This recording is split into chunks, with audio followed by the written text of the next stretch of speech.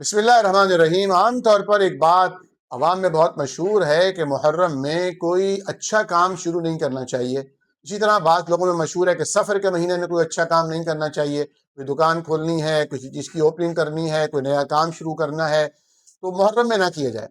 دیکھیے، تمام مہینے اللہ سبحانہ و تعالیٰ کے ہیں اور ہر مہینے میں مسلمانوں کے لیے شہادتوں کی عظیم داستانیں موجود ہیں۔ چنانچہ محرم الحرام کا مہینہ بھی ایک عام 12 مہینوں میں جس طرح مختلف رمضان کے، ذی الحج کے، سفر کے، محرم کے، ذیقات کے ایام آتے ہیں، یہ ہیں، لیکن ان کی قدر و قیمت حرمت کی وجہ سے، ان کے احترام کی وجہ سے ہے۔ شادی، بیاہ یا کوئی کام نئے سرے سے شروع کرنا اس مہینے میں بھی منع نہیں ہے۔ شرعاً شادی بھی کی جا سکتی ہے، لیکن یہاں پر میں ایک چھوٹا سا نقطہ بیان کرنا چاہوں گا کہ شادی میں سے جو 3 نقطے ہیں نا، ان کو ہٹا دیجئے۔ شادی سادی کیجئے، چاہے وہ محرم میں کیجئے یا محرم کے علاوہ کسی اور مہینے میں کیجئے۔ ہمارے ہاں شادی کے موقع پر جو دھوم دھڑکا ہوتا ہے، جو آتش بازیاں ہوتی ہیں، جو گانے اور باجے لگائے جاتے ہیں، یہ محرم کے مہینے میں تو کم از کم ہمیں زیبا نہیں دیتے۔ کیوں؟ میں اس کی لاجک بیان کرتا ہوں۔ دیکھیے، اس کی ایک وجہ ہے، اور وجہ یہ ہے کہ ہم ایک سماج میں رہتے ہیں، ہم ایک ایسے معاشرے میں رہتے ہیں جہاں ہماری گلی میں، محلے میں شیعہ حضرات بھی ہیں، ان کے گھر بھی موجود ہیں، اور سنی حضرات کے گھر بھی موجود ہیں۔ اب اگر کسی سنی کا گھر کسی شیعہ کے ساتھ متصل ہے اور سنی کے گھر میں شادی ہے، شیعہ اپنے روایات کے اعتبار سے، اپنی تعلیمات کے اعتبار سے ان ایام کو سوگ کی حیثیت سے منا رہے ہیں، جو ان کی تعلیمات اور ان کی روایات ہیں۔ آپ اس دن شادی کے ہنگامے کر رہے ہیں، جس طرح ہمارے یہاں آج کل ہوتی ہے، اللہ معاف کرے، مایوں ہے، مہندی ہے، بارات ہے، ڈھول ہے، دھوم دھڑکا ہے۔ یہ بات یقینی طور پر ان کے لیے تکلیف کا باعث بنتی ہے۔ اگر کسی پڑوس میں کہیں کوئی فوتگی ہوئی ہے تو کیا آپ اس دن اپنے ہاں کوئی خوشی کا اہتمام کرتے ہیں؟ آپ اس کو محدود کر لیتے ہیں نا، اس کو کینسل کر دیتے ہیں کہ آپ کا پڑوس ہے۔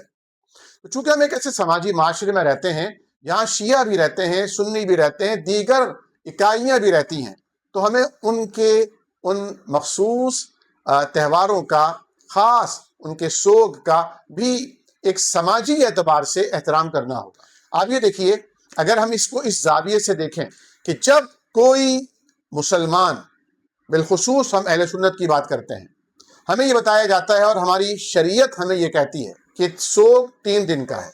شریعت اسلامیہ نے ہمیں یہ تعلیم دی ہے کہ کسی بھی شخص کے فوت ہونے پر 3 دن سے زیادہ سوگ نہیں منایا جا سکتا۔ یہاں تک کہ نبی کریم صلی اللہ علیہ وسلم کے دور اقدس میں بھی جتنی شہادتیں یا اموات ہوئیں، حضور کریم صلی اللہ علیہ وسلم کی تعلیم کا خیال رکھا گیا اور 3 دن سے زیادہ سوگ نہیں منایا گیا۔ البتہ اللہ کے نبی صلی اللہ علیہ وسلم نے بیوہ کے لیے یہ پابندی لگائی ہے کہ وہ 4 ماہ 10 دن سوگ منائے گی۔ ان 4 ماہ 10 دنوں میں وہ کوئی زینت اختیار نہیں کرے گی، وہ کوئی خوشبو نہیں لگائے گی، وہ کاجل اور سرما بھی نہیں لگائے گی۔ یہ حق ہے اس کے شوہر کا جس نے اس کے ساتھ زندگی گزاری اور اب وہ فوت ہو چکا ہے۔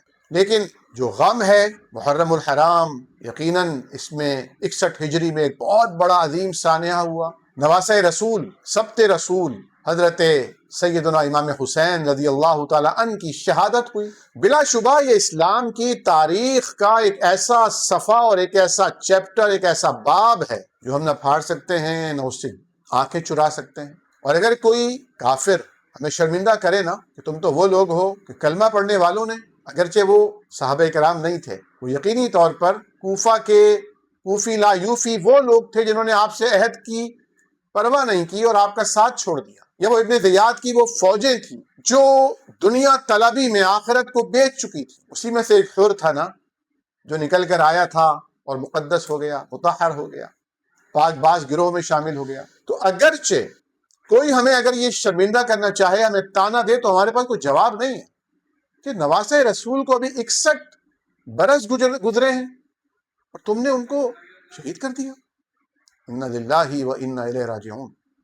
جب بھی محرم آتا ہے ہمارے دلوں میں کسک اٹھتی ہے، ہماری آنکھوں سے آنسو بھی رواں ہوتے ہیں سیدنا حسین رضی اللہ تعالیٰ عنہ کا ذکر کرتے ہوئے، ان کی شہادت کا تصور کرتے ہوئے۔ لیکن ہم کیا کریں، ہم مجبور ہیں، ہم پابند ہیں شریعت کے. ہم 3 دن سے زیادہ کسی بھی فوت ہونے والے یا شہید ہونے والے یا دنیا سے رخصت ہونے والے کا غم نہیں منا سکتے. ماتم نہیں، غم رہے گا، زندگی بھر رہے گا. ہم دنیا سے جاتے ہوئے اپنی اولاد کو، اپنی نسلوں کو بھی یہ غم منتقل کریں گے، یہ رہے گا. لیکن اسے سیلیبریٹ نہیں کر سکتے، اسے ہم منا نہیں سکتے، کیونکہ ہمیں شریعت نے پابند کیا ہے کہ 3 دن ایک حد ہے سوگ کے منانے کی. چنانچہ اگر سادگی کے ساتھ شادی کی جائے تو اس میں کوئی حرج نہیں ہے، شریعت نے بھی کوئی رکاوٹ نہیں رکھی ہے.